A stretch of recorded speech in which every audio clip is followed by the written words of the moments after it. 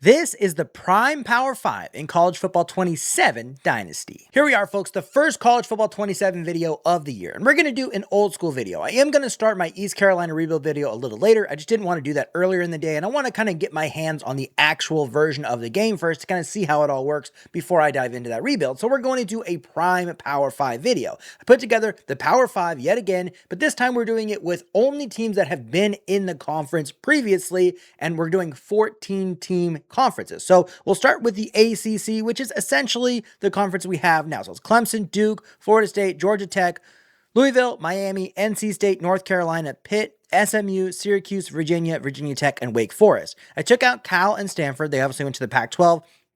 And then I took out Boston College as well. I guess SMU would probably make more sense historically, but SMU is a good team and I didn't want to get rid of them. So I got rid of who I think is the worst team. Technically, Syracuse is the worst rated team, but Boston College has been the worst team in the SEC or in the ACC recently, so they got moved out. The Big Ten is just everybody prior to the Pac-12 conference realignment. So it's Illinois, Indiana, Iowa, Maryland, Nebraska, Minnesota, Michigan State, Michigan, Northwestern, Ohio State, Penn State, Purdue, Rutgers, and Wisconsin. Although Ohio State was like second best team in the rankings that they released, within the first day of this game actually being out, Ohio State has been updated to being like the best team by far at this point, along with Notre Dame. So that's the Big 10. The Big 12 makes the most changes, I think. Essentially, we moved Texas and Oklahoma back and move all of the Pac-12 teams out. So it's BYU, Baylor, Cincinnati, Houston, Iowa State, Kansas, Kansas State, Oklahoma, Oklahoma State, TCU, Texas, Texas State, UCF, and West Virginia.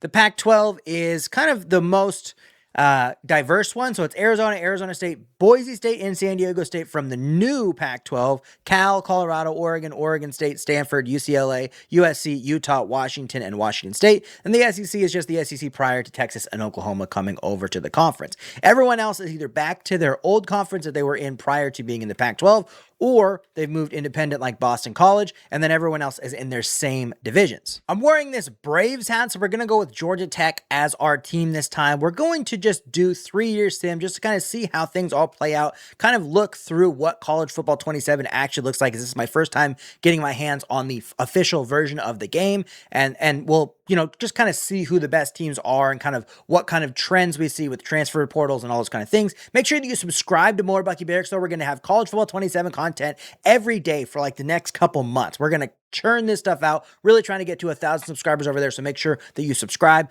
to there. Make sure that you like the video, comment what you think of these conferences, and let's go ahead and get started by simming to the first CFP poll, and we'll look at things as we go. All right, so one of the first things that you see different here is that as a part of your weekly advanced summary, you get the AD expectation. So we simmed all the way to the CFP poll, but you get a kind of an idea. This is what you get when you select your coach as well. Maybe I should have shown that. We'll go through more of that when we do the East Carolina thing. But so school demeanor, patient, passing goals increases your job security at a faster rate. Failing goals decreases your job security at a lower rate. So that is a good thing here. Job security is at 59%. We're supposed to upgrade to elite facilities in the next 4 seasons. I'm not doing any of that. I'm allowing the CPU to take care of that for this one, but we will do that obviously in the East Carolina. Beat Georgia, haven't played them yet. Average at least 27 points per game. Right now, we're at 17 points per game. So looks like the top one, upgraded facilities to elite facilities in the next 4 seasons, that if we don't do it, will be a negative, the biggest negative impact. Beat Georgia will be, but it won't necessarily impact us positively. Beat Georgia will impact us positively and negatively, depending on what happens.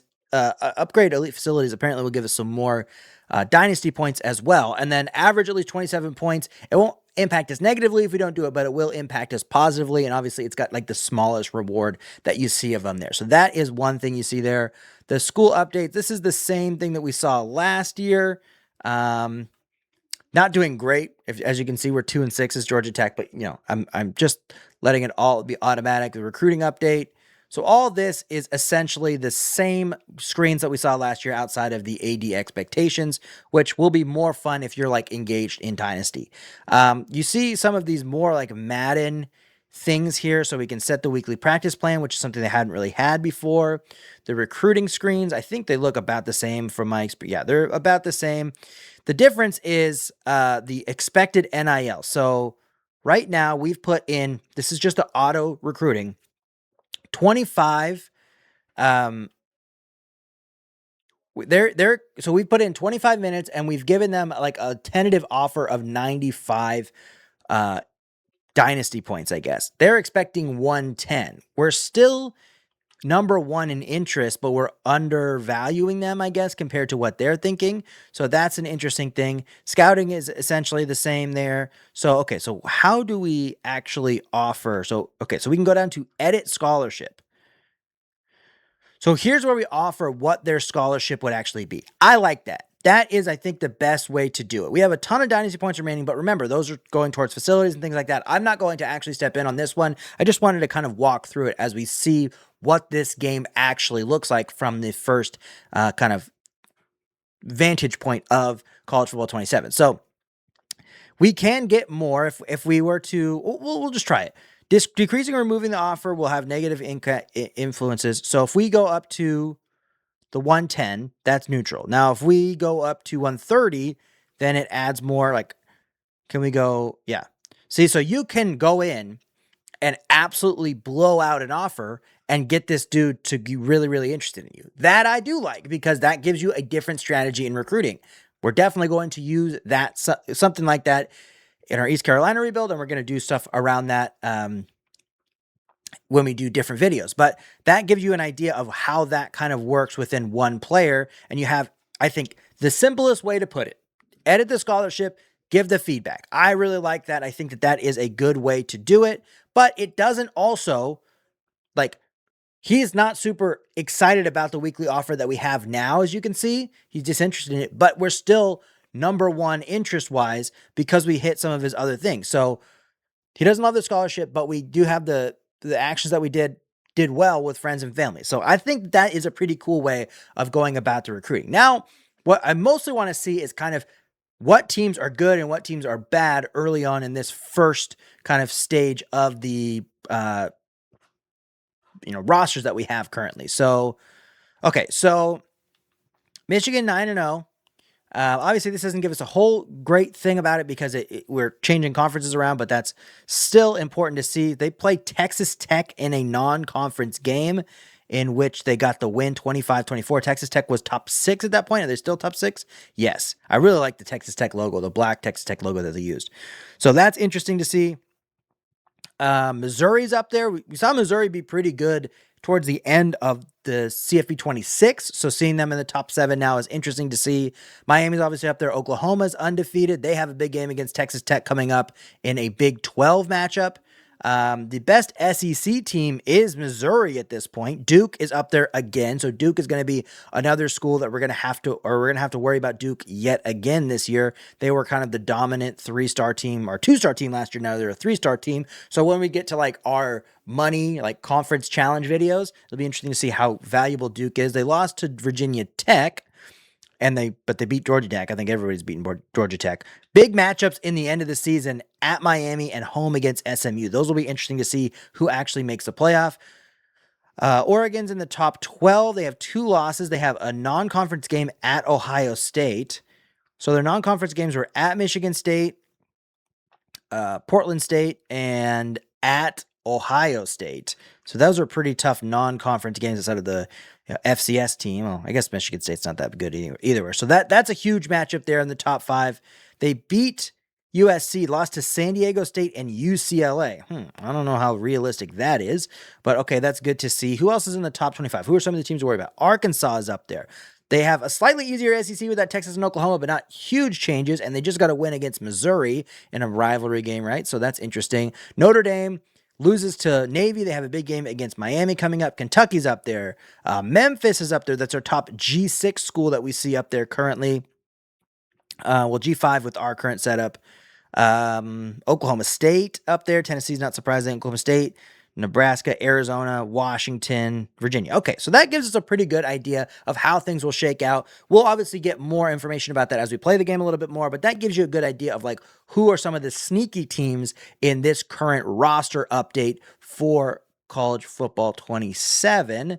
There were some other things that were added in here. So, One thing we're going to play around with is coach mode a little bit, or that's what we're going to use for our rebuilds, which is what's allowing, because I'm not going to play games. I'm not just going to sim them either. So we'll be doing some coach mode in the video that we'll put up later on today. Let's see, what does the bracket look like? Okay, it looks exactly the same. The difference here, right? And we're not going to experience it too much in this one, but we will experience it when we try to go to like Power 6, Power 7, Power 8, is that the automatic qualifiers update for college football in general this year is that the 4 power conferences get an automatic qualifier for their conference champion regardless of where they're ranked, and then there's one for the additional 6 conferences. So as of right now, USC is pulling down the additional conference champion automatic qualifier, or not even conference champion, but highest ranked team automatic qualifier. But if there's another, like they couldn't there. So say there was a team from the American that was higher ranked than Missouri. Missouri would still get the automatic qualifier if they won the SEC. That is a change that will kind of change how you put together the conference. The custom conferences. And you'll also see that change with the Dynasty blueprint. So that's one thing to keep an eye on in this game as well. But let's go ahead and sim to the conference championship games, see how everything turned out, and see who's going to make the playoff in the first year of college football 27. Okay, so we finished 3-9, and as you can see, we have a hot seat warning, 39% on our way to fired. So not great. We obviously didn't beat Georgia. The other things that we have going here for us, we can improve. If we would have averaged 27 points, I think that would have helped us by not beating Georgia, but still, I think we're going to have to get things going this next year unless we want to get fired. I do like that it tells us kind of what is going to happen or what's kind of going into that as we go. So let's go to scores and schedule and see what the conference championships look like. Okay, so USC and Boise State get into the Pac-12 championship game. Fresno State is a top 20 team from the G6, but they're probably not going to make the playoff. SMU and Duke, this is a rematch of the game from the last week of the regular season, so it'll be interesting to see who wins that game. Texas and Oklahoma in the Big 12 championship game. Memphis is a top 10 team here, and it's a top 25 matchup in the American Championship, so we could very well see Memphis. And that actually is interesting because then the Pac-12 does not have an automatic qualifier here. USC will most likely make it in if they win, but the Pac-12 will not get it via the automatic qualifier because of the American shooting up with Memphis. Missouri is the number 1 team in the SEC. They're going to be number 4 in the country, and then Ohio State and Michigan, which Ohio State beat Oregon, so Oregon's probably not in the top 12 either. So we'll see how that all shakes out. Let's actually look at the top 25 because I think it'll be interesting to see. Memphis making their way up is pretty cool.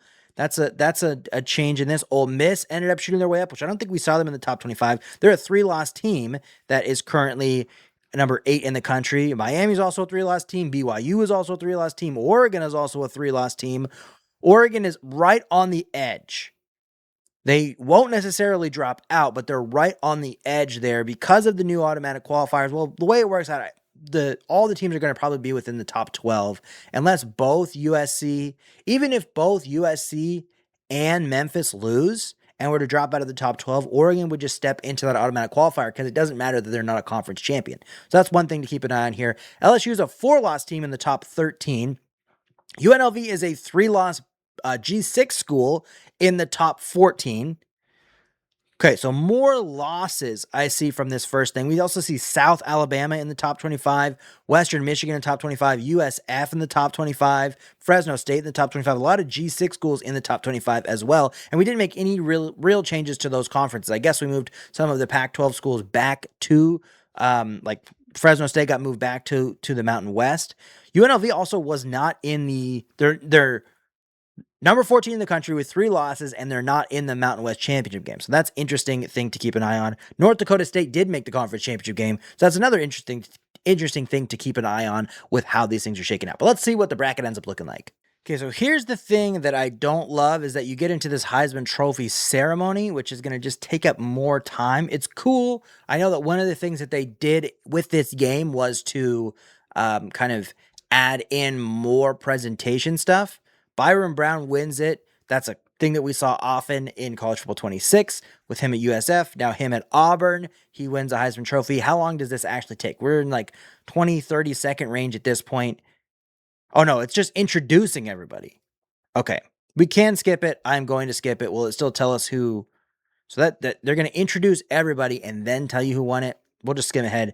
So Ahmad Hardy, gunshot victim Ahmad Hardy, comes off and gets a 2,200-yard season, 8 yards a carry, 260 carries. He wins the Heisman. So a running back wins the first Heisman that we see in college football 27. So I get job offers here as well.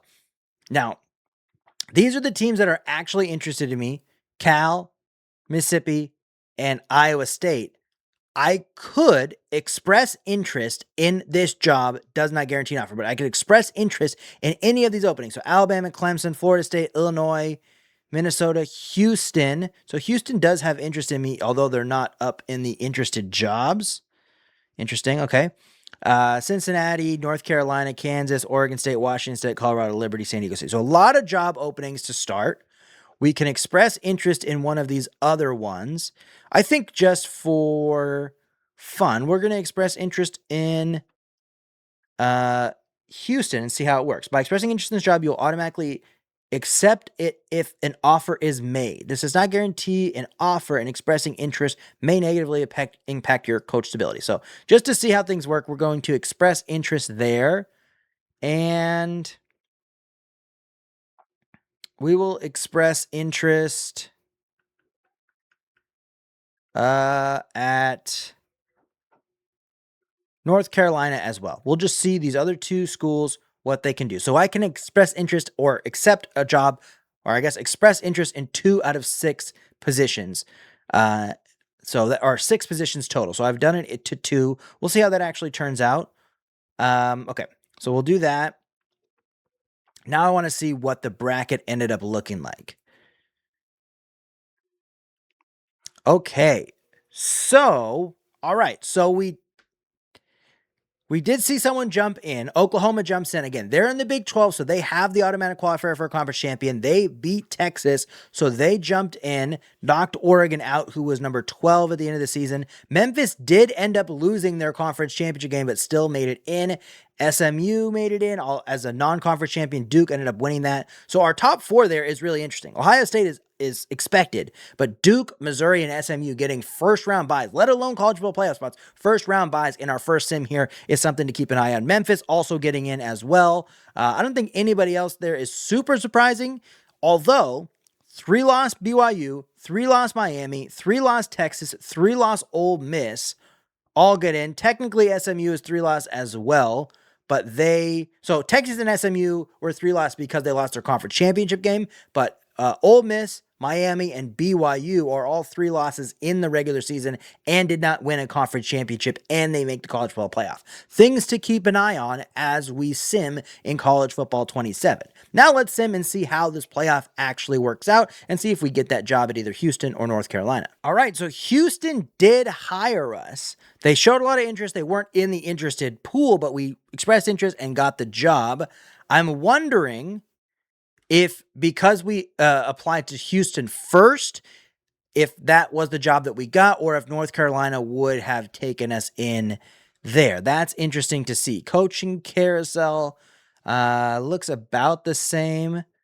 So, okay, so if we would have waited a week, we would have had some more schools come available, like Missouri, like SMU. Okay, so that's an interesting thing to keep in mind as well, is if you wait a week, like these schools that were surprise college football playoff schools, they got their coaches hired away by probably Alabama, Florida State, some of those higher-end schools. I think Clemson was open as well. Some of those higher-end schools that they got hired away to. That is interesting to see. Okay, so those are some of the things that are changing, specifically with the conference or the coaches carousel, but we are going to go to Houston after expressing interest. What does the bracket look like? Okay, so Michigan squeaks past Oklahoma 14-13. They'll take on SMU, who is with Rhett Lashley, who's coaching his last games there. Miami gets the win over BYU. They'll take on Ohio State in the Rose Bowl. Ole Miss kind of crushes Memphis, even though they got in as a G5 school here. USC loses to Texas, so it's Duke, Texas. So all the favorites win. All the home teams win in the first round. Michigan was the closest to losing, but all the home teams win. Okay, interesting to see. Now let's see what the second round looks like. All right, so now only one of the higher seeds win. SMU gets the win 31-14 over Michigan, who scores a total of 28 points in 2 college football playoff games. That's pretty on brand for Michigan. Miami gets the win over Ohio State in the Rose Bowl, so it's SMU, Miami, 2 ACC schools in the Orange Bowl. Miami gets a home game in the college football playoff, which we saw a lot. Missouri ends up falling short against Ole Miss, who's 2 wins in a row now, and Texas has 2 wins in a row after getting past Duke.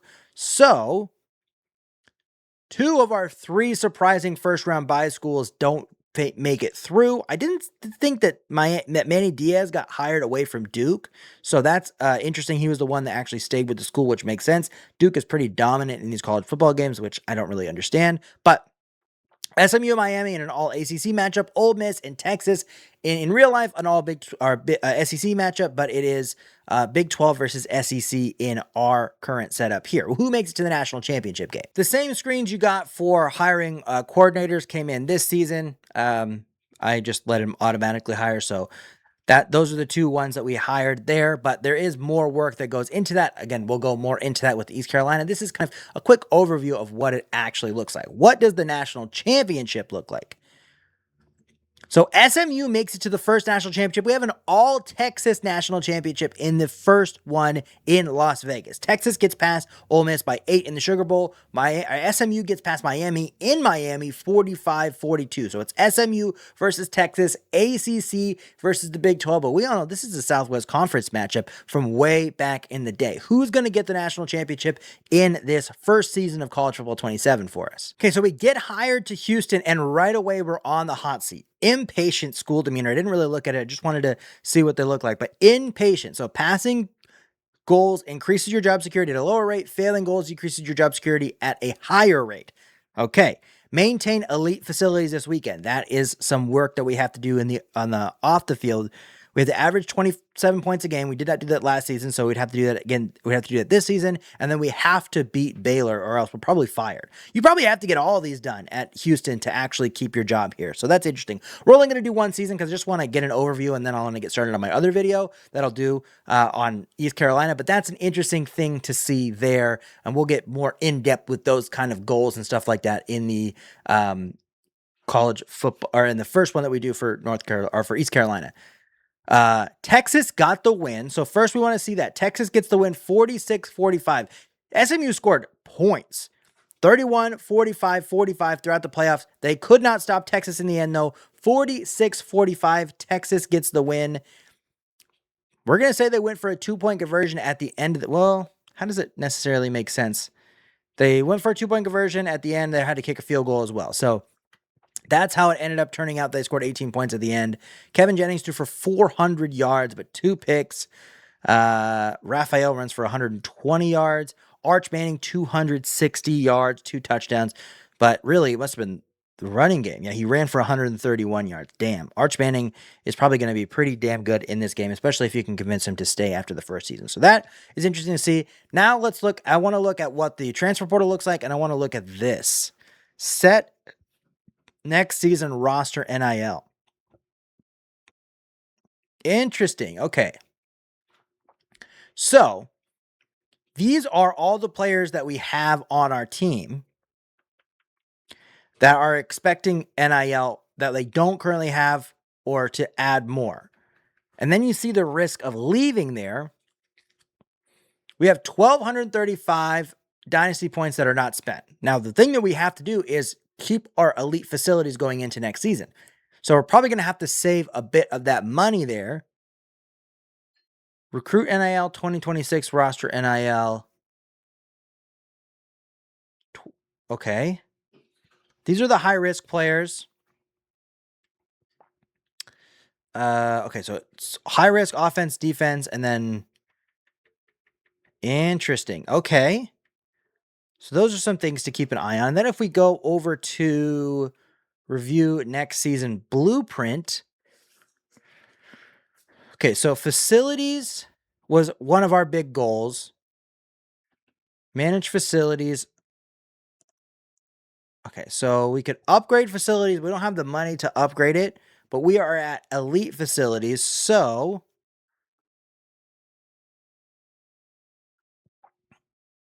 Empty slot. What do we have available here? On-demand repairs. So you probably want to do something like on-demand repairs or repair kits, something like that, that can help keep the facilities at a certain level for the upcoming season. Man, this is a lot more complex. There's a lot more work to do on this kind of thing. So that will be one of the things that you would have to do here. And then roster NIL. So you can't really sort it. I guess you just sort it by best overall player, but you can't really sort it by like current NIL, who's the most expensive, who's the least expensive. So this is going to be a pretty difficult thing to decide how to do this here. So okay, I want to try something out just to see how this. So okay, interesting. So it already has.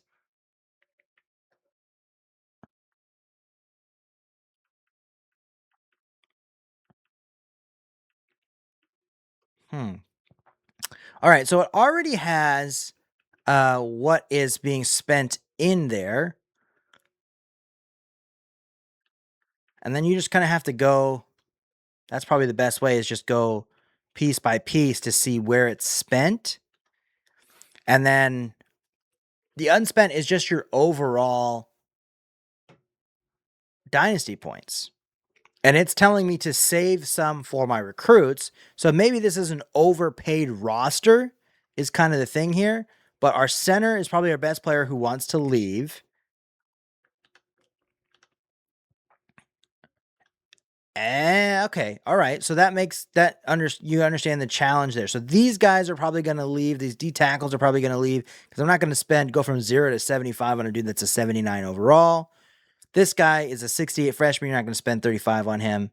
Okay, so it makes sense here what is going on, and you're going to have to balance this. But these smaller schools, you're going to have to balance how to pay your roster, and I think you're probably going to have those challenges first year going in. You can even these things out as you go, but that's interesting to look at how these are all working out there, and then how much you want to spend for this versus facilities versus the transfer portal, all those kind of things. So I'm gonna it's automated, so I'm gonna let it be automated, and I want to advance to the transfer portal and see who ends up in the transfer portal and what that looks like. Okay, so I wanted to see who gets into the transfer portal. The number one player in the transfer portal is DeCorian Moore. That's not actually going to happen. Oregon's not letting him go anywhere, but that is interesting to see. You got a bunch of Alabama players, which makes sense. We saw that they lost their coach. I guess it makes sense that DeCorian Moore goes in there too because they didn't make the college football playoff, but Alabama had a coach change. So Keelan Russell, Dejon Lee, Michael Carroll all go into the transfer portal. Bryce Underwood goes into the transfer portal. So some of the top quarterbacks go in there. We see Fasusi from Oklahoma. Zion Ely, I'm sure this one is going to go into the transfer portal all the time because he's the 5-star that just got signed to Maryland, which they don't. The College Football 27 is not going to think they deserve that. So that's interesting to see. Khalik Lockett goes there after winning a national championship. A lot of defensive players, line players. Tavian St. Clair is the backup for Ohio State, ends up there. Let's see quarterbacks. Who ends up? So Bryce Underwood, Brad Jackson from Texas State. I'm sure this will be a popular one, similar to like Mestamaker from last season, which I'm sure Mestamaker will be popular as well. Nico Yamaliava makes his debut back. Some of these pictures are god awful. That's not what Nico Yamaliava looks like. Lenora Sellers, who last year was kind of popular, but he was way further up on the list. So interesting to see how far he has fallen going into College Football 27. Sagapole Telly, not surprising. DJ Lagway back into the transfer portal after one season. Okay, so not super surprising quarterbacks. Austin Simmons after taking Missouri to the College Football Playoff. Running backs. Of course, they're going to raid the Ducks. Again, Jordan Davison. Running backs, not crazy names in here. Jordan Davison is pretty big, but not crazy names. Wide receivers, of course, we saw DeCorian Moore. Okay, so some pretty big names there. So far we've seen that there is some pretty big names in the transfer portal that want high-end NIL. 400 NIL is pretty crazy. So you can sort it by that. 410, 405, 400. So you could come in and make like Godfather offers for these players here. But I mean, compared to, we saw the center at Houston was looking at like 220 for NIL. So you're going to really have, like, there is a difference in what the NIL is between the top teams and between these other teams. So that'll be interesting to see when you do your rebuilds, how much you build up that part of your program, how much you have to spend on other facilities to kind of get players that aren't as interested in NIL early on to come in, how much you want to balance that, like how much you use towards NIL, how much you use towards kind of getting your other recruiting numbers up. Those will be interesting things to do, and we'll obviously do that in the East Carolina rebuild, and we'll do other videos where we can kind of test how it works out as well. But that gives us a good idea of what you're looking at in the transfer portal right away, what kind of players could go in, and what you're looking at spending in the transfer portal as well. So I really wanted to just kind of get my hands around College Football 27, see what it actually looks like with the players and teams and everything in there that we didn't see in the beta, and see actually what has changed going into this season. Not just the things they told us about, but like the little kind of changes that we saw in this. And we'll get more of those as we go. I'm going to have some lunch, and then I'm going to start my East Carolina rebuild video, which will be my first official video on the More Bucky Barracks channel. Make sure that you subscribe over there if you like this video, or if you want to see more College Football 27 content. There's going to be a lot of it over the next couple months on that channel as we get into college football season. So make sure that you're subscribed over there. Make sure you subscribe to Bucky Barracks as well. Like the video, comment what you like about this and what you don't like about College Football 27, what you saw in this, and we will see you on the More Bucky Barracks channel later on today.